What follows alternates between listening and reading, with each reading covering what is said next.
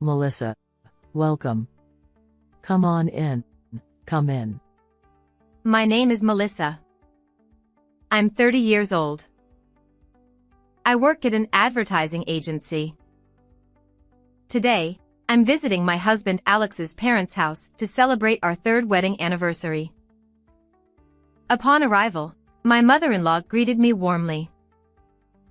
Melissa. You look beautiful as always. I envy you. She's always been kind to me since we got married, and we've built a great relationship. By the way, my mother-in-law lives alone now. Alex's father passed away before we got married, so she lived alone for a while. When we discussed Alex and his mother before marriage, I suggested, why not build a house nearby so we can be there quickly if needed? Although he wanted us to live together, I couldn't accept that, so we settled into the current arrangement. Because of this, we often visit my mother-in-law's house to check on her and have meals together.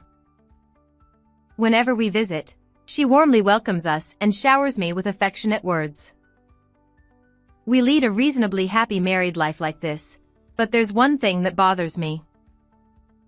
That's Alex's salary, which is significantly less than mine.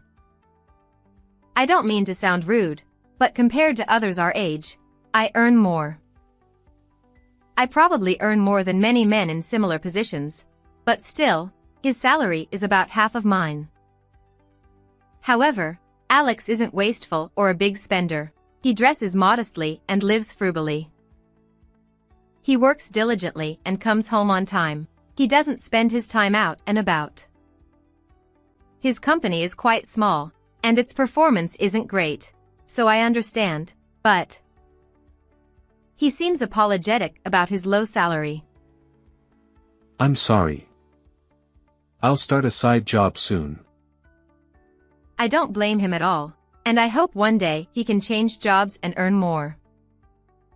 Still, I can't shake this uneasy feeling.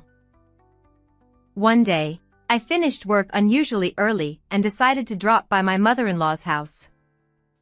Normally, I'd call before going, but this day, I forgot and only realized after arriving at her house. Oh well, I thought, I'm already here, so it's too late to call now anyway. I opened the door to my mother-in-law's house. I heard voices coming from the living room. Ah, I see. So we're getting close to the target amount. That's good. You've worked hard. It seemed she was talking on the phone with someone. Although I felt guilty eavesdropping, I listened for a while, and then suddenly, I heard a shocking statement. But Alex, you endured for 2 years. It must have been tough being under that woman's thumb.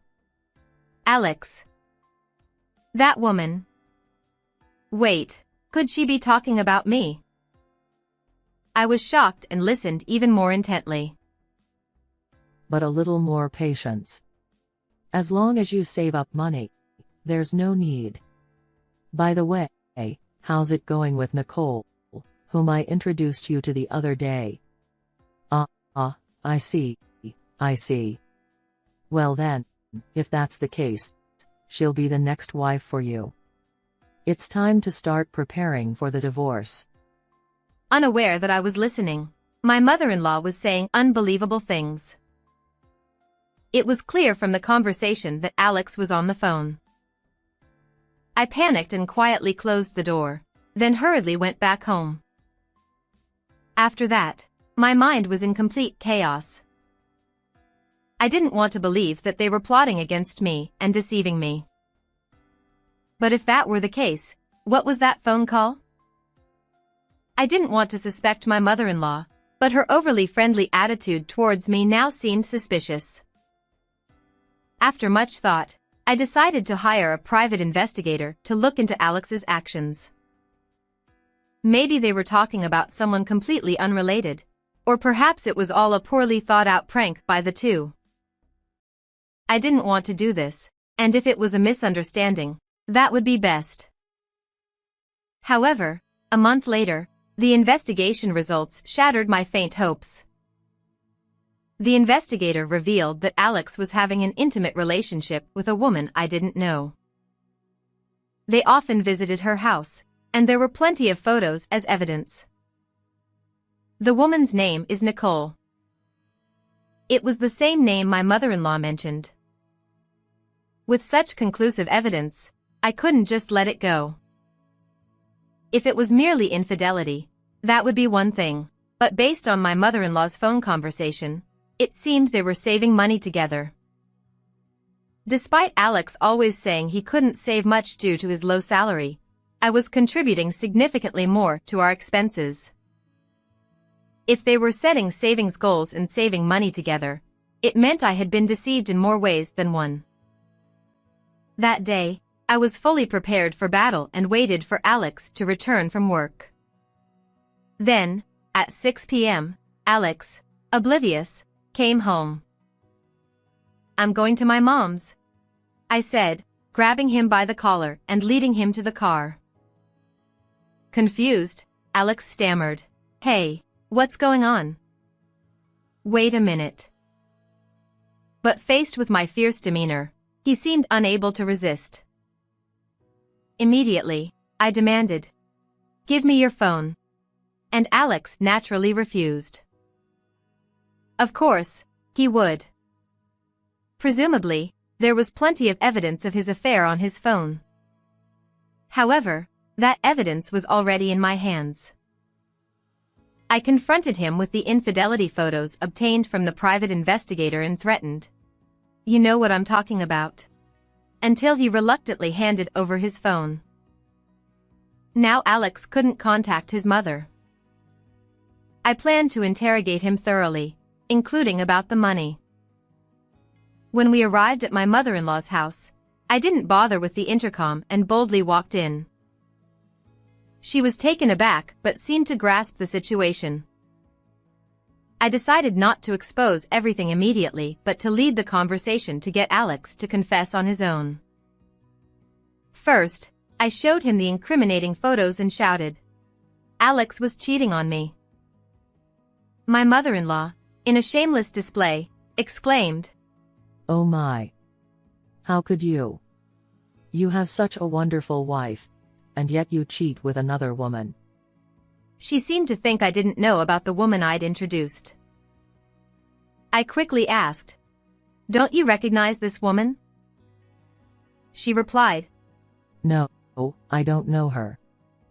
"I know everything. You'll regret keeping secrets," I threatened. Flustered, my mother-in-law eventually said, Oh, come to think of it, I did introduce them before. But Alex thought they shared common interests, and it was just a little indiscretion. I'm truly sorry."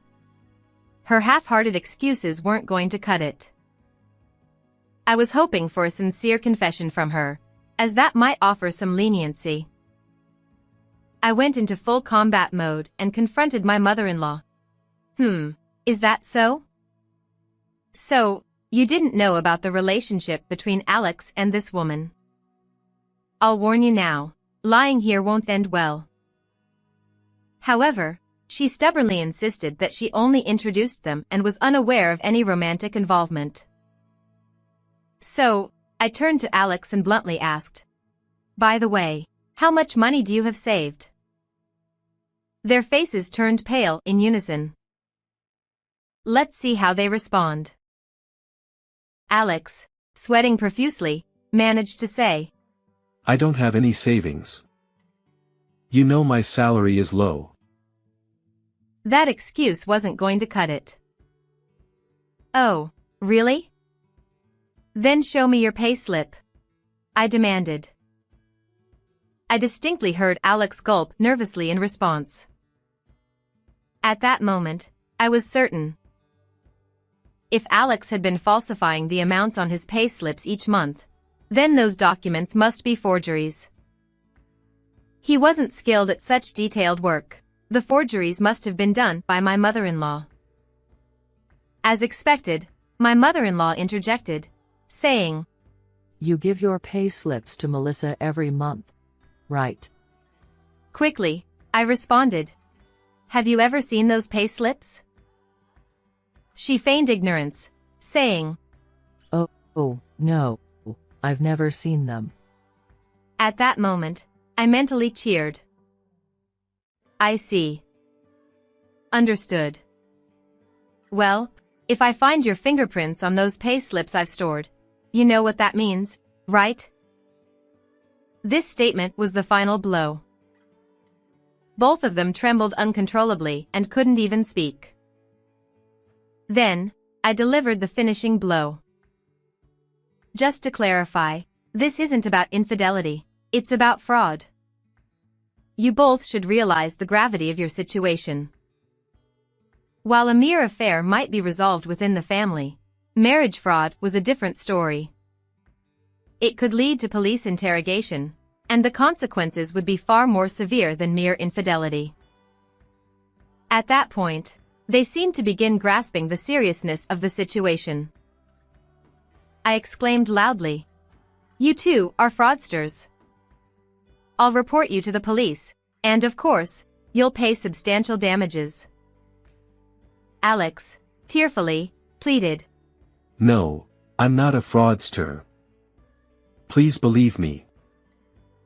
Upon listening to their story, it seemed they hadn't entered the marriage with deception in mind.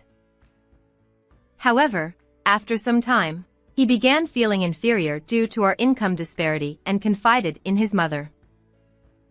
My mother-in-law, already harboring negative feelings towards me for earning more than Alex, had accumulated resentment, especially since I had refused to live together. So, Alex and his mother discussed divorce. However, here's where their malicious scheme came into play. If Alex initiated the divorce, he might have to pay damages. Naturally, that was unacceptable to them. Fortunately, since I earned enough to cover living expenses, Alex secretly planned to increase his savings.